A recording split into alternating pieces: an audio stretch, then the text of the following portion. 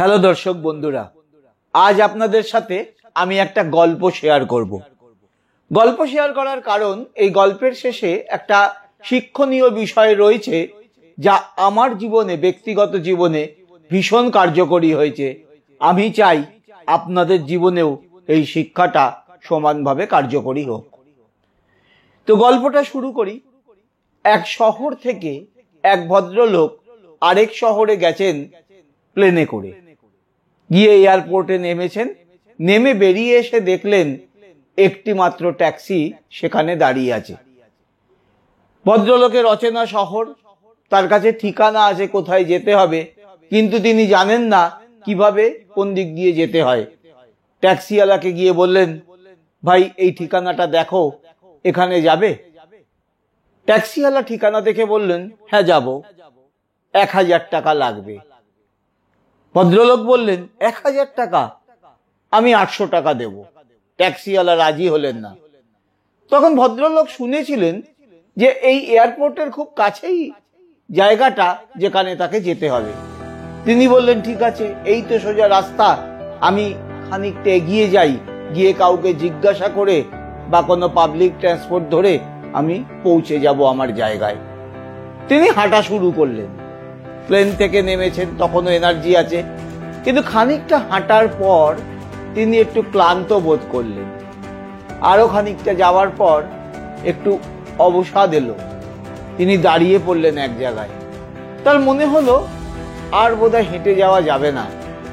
অপেক্ষা করতে লাগলেন কোনো মানুষজন বা কোনো গাড়ি যদি আসে, সেই গাড়ির সাহায্য তিনি নেবেন। এমন সময় দেখলেন একটা ট্যাক্সি আসছে। তিনি হাত দেখিয়ে ট্যাক্সিটাকে দাঁড় করালেন। দাঁড় করিয়ে দেখেন, ও মা, এ তো সেই ট্যাক্সি যে এয়ারপোর্টের বাইরেই দাঁড়িয়েছিল। ট্যাক্সিওয়ালাকে বললেন, চলো ভাই, তোমার ট্যাক্সিতেই যাই। ট্যাক্সিওয়ালা বলল, যাবো, কিন্তু 1200 টাকা লাগবে। ভদ্রলোক একটু অবাকও হয়ে গেলেন, একটু রেগেও গেলেন। বলে, আমি এতটা হেঁটে চলে এলাম, তুমি ওখানে বললে 1000 টাকা, এতটা রাস্তা আমি হেঁটে চলে এসেছি, এখন বলছো 1200 টাকা? তোমার তো আরো কম নেওয়া উচিত। ট্যাক্সিওয়ালা বললেন, হ্যাঁ এটা ঠিক, আপনি অনেকটা হেঁটে চলে এসেছেন, কিন্তু আপনি উল্টো দিকে হেঁটেছেন। এখান থেকে আমাকে আবার আপনাকে এয়ারপোর্ট ঘুরে ওই জায়গায় নিয়ে যেতে হবে, ফলে 1200 টাকাই লাগবে। ভদ্রলোক খানিক ভ্যাবাচাকা খেয়ে গেলেন। তো এইখানেই শিক্ষণীয় বিষয়। আমরা অনেক সময় আমাদের যে কর্মজীবন, যে কাজটা করব ভাবি, সেই পথে চলা শুরু করি এবং কোনো ডাইরেকশন ছাড়া, কোনো গাইডলাইন ছাড়া, কোনো কারোর পরামর্শ ছাড়া নিজের মতো করে এগোতে থাকি। সেই পথ অনেক সময় ভুল দিকে আমাদের নিয়ে যায়। আমরা কোনো শিক্ষক বা কোনো টিচার, কোনো ট্রেনিং নিতে ইতস্তত করি। কি ভাবি, সেখানে তো খরচা আছে, তার চেয়ে আমরা ইউটিউবে গেলেই দেখতে পাবো, সেখানে তো ট্রেনিং ভুরি ভুরি রয়েছে, আমি কেন খরচা করে আবার ট্রেনিং পয়সা দিয়ে নিতে যাব? এটা অত্যন্ত ভুল একটা ধারণা। দেখুন, ইউটিউবে থাকবে, অন্য জায়গায় থাকবে, কিন্তু সেই ফ্রি ট্রেনিং গুলো নিয়ে একজনকেও দেখাতে পারবেন না যিনি জীবনে সফল হয়েছেন।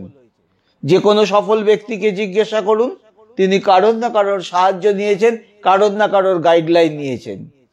আপনাকেও জীবনে এগোতে গেলে, বিশেষ করে ডিজিটাল মার্কেটিং এ, ইউটিউবের ক্ষেত্রে, নেটওয়ার্ক মার্কেটিং এ অবশ্যই কারোর না কারোর সাহায্য নিতে হবে।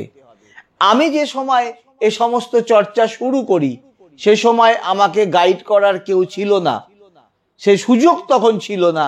এখন কিন্তু আপনারা একটু চেষ্টা করলেই কাউকে না কাউকে পেয়ে যাবেন। আমি নিজে প্রচুর সময় নষ্ট করেছি, প্রচুর অর্থ আমার নষ্ট হয়েছে। আমি চাই সেই সময়, অর্থ আপনাদের নষ্ট না হোক। আপনারা একজন গাইড, একজন ট্রেনার বেছে নিন, তার নির্দেশ মতে চলুন, তাহলে আপনার সময় বাঁচবে, অর্থ বাঁচবে। তো এই গল্পটা থেকে এই শিক্ষাটা আমার জীবনে আমি পরবর্তীকালে নিয়েছি, এবং এখনো কোনো নতুন জিনিস শিখতে গেলে আমি কারোর না কারোর তত্ত্বাবধানে শেখার চেষ্টা করি, তাতে আমার সময়, অর্থ দুটোই বাঁচে। হ্যাঁ, ইনিশিয়ালি কিছু পেমেন্ট আমাকে করতে হয়, যিনি শেখাবেন তিনি তার সময় এনার্জি খরচ করবেন, তার বিনিময়ে তিনি ফিস দেবেন, কিন্তু তার চেয়ে অনেক বেশি পয়সা আমার সেভ হয়ে যায় আন্দাজে আন্দাজে এটা ওটা চেষ্টা করার থেকে। এই কারণেই এই গল্পটা আমি শেয়ার করলাম। আমি চাইবো আপনারাও এই গল্পটা আপনাদের বন্ধুদের সাথে শেয়ার করুন। গল্প এবং তার সাথে এই শিক্ষাটা যদি ভালো লাগে, আজকের ভিডিওটা লাইক করে দেবেন। যারা চ্যানেলে নতুন এসছেন, এই চ্যানেলে এখনো সাবস্ক্রাইব করেননি, এ জাতীয় ভিডিও আরো যদি পেতে চান তাহলে সাবস্ক্রাইব করে রাখুন। পাশে আসা বেল আইকনে গিয়ে ক্লিক করে অল অপশনটা টিপে দিন। আবার দেখা হচ্ছে পরের রবিবার 7টার সময় আরেকটি ভিডিওর সাথে। সবাই ভালো থাকবেন।